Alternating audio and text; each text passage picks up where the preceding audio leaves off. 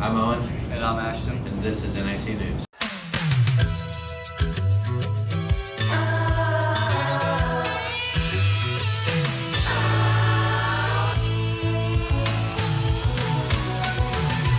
Whatever happened to predictability?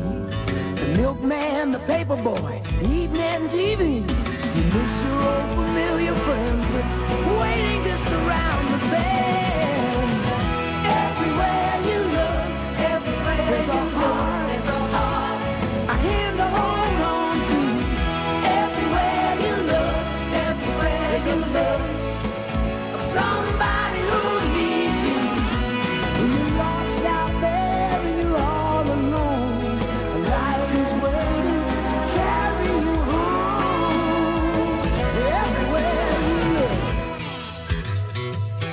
everywhere you look.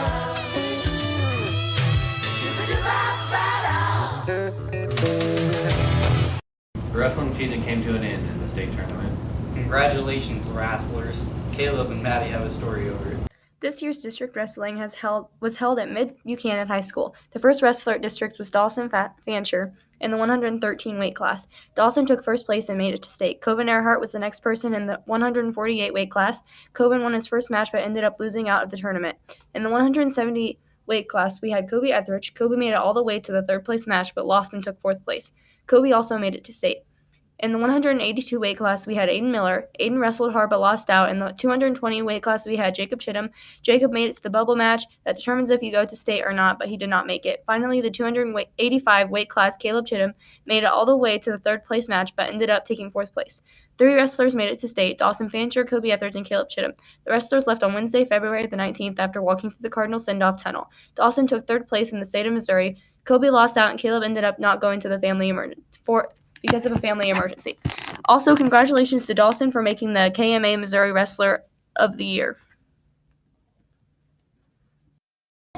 What did it take to make the state? What kind of mindset did you have to have? You have to have a great mindset, and a lot of thing with wrestling, it's a very physical sport. You just have to have a physical mindset and always be ready to look out and complete the task at hand. What's your most memorable moment this year? I'm going to have to say district wrestling, always just messing around, having a good time, and just enjoying our years of high school together. Okay, thank you. What was your favorite act in A-Rock? I think Single Ladies was the best. Me too. Brewer and Wyman have a story over A-Rock. A-Rock took place on the 20th of February, with the students of North Andrew performing 9 acts of various genres that afternoon. After being rescheduled twice due to the weather, the student council finally found a date for it last Thursday. The afternoon was headlined by guitars class McKinley Lillard sang Bad Bad Leroy Brown, and Brewer Wheeler sang Accidentally in Love. The first A-Rock was in the Navy, performed by McKinley and Eli Lillard, Wyman and Brewer Wheeler, and Braden Brings. Next, Faith and Lizzie Crowder gave a fresh new take on Beyonce's Single Ladies that we never knew we wanted. The Wheeler brothers followed with their act Humu Humu Nuku Nuku Apuwa'a from the movie High School Musical 2. Eli Lillard's solo act was foiled by Weird Al Yankovic. Lillard utilized prop comedy for his act. McKinley and Wyman followed with Roxanne, in which Mac was the performer Sting and Wyman played the titular Roxanne. Roxanne was followed by Wrong Leg Amputated by Braden Brinks, Andrew Goff, Aiden Miller, and Colin Patterson, where a one-legged clown runs away from a team of doctors. After this act, there was a mashup of all your favorite TikTok songs performed by Sophie Hunziger, Jillian Galbraith, and Ezra Ramon. After this, Vivian King, Riley Walker, Skyla Lee, Kendall Nestor, Bradley Brinks, Anna Yarbrough, and Michaela Seibert gave a very original performance of the Barton Bellis performance from Pitch Perfect. After that, NA performed a very special Singing in the Rain umbrella mashup where Braden, Wyman, and Eli sprayed the audience and themselves with water. The winners of Air Rock were in the Navy in first place, the Barton Bellas in second place, and Humu Humu Nuku Nuka Apawa'a in third, with the People's Choice being Singing in the Rain / Umbrella. Mr. Wiedmer says he's really glad we were able to have Air Rock. He thinks everyone did well and the audience enjoyed it. It's Corona time! Maddie and Ryan have a story over the coronavirus. The coronavirus has had a recent outbreak mainly in different parts of Asia and the Middle East. There are reported cases in the US, but the threat is small as of right now. Currently, there are 53 confirmed cases in the US. Many people, such as the CDC, believe the disease will cause more harm to the US in the future. This includes harm to the economy, such as the stock market. China has closed trade, leading to a substantial decline in the Dow Jones. Dow Jones and S&P 500 have reported the lowest daily decrease since 2018. The Dow Jones reportedly fell 3.5% and the S&P 500 fell 3.3%. Many other areas in the world are facing similar stock struggles that can lead to further economic issues. Some of these countries include the UK and Italy. There's a fear throughout Europe and the US that can become a much bigger issue over time. What are your thoughts on the economic impacts of the coronavirus? Well, it's inevitable because, like China, for instance, where the outbreak occurred, initially they're closing their ports to stem the outbreak and hopefully prevent a pandemic, which won't happen. And therefore, a lot of our items are manufactured in China, and so we will have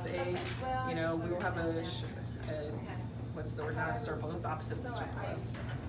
Efficiency and items like I heard, Apple products. A lot of their items are manufactured there. We will not have parts for iPhones. We'll probably have car manufacturing. We'll have less items, so manufacturing in America will slow down too because of this. And not to mention the agriculture imports and exports through China.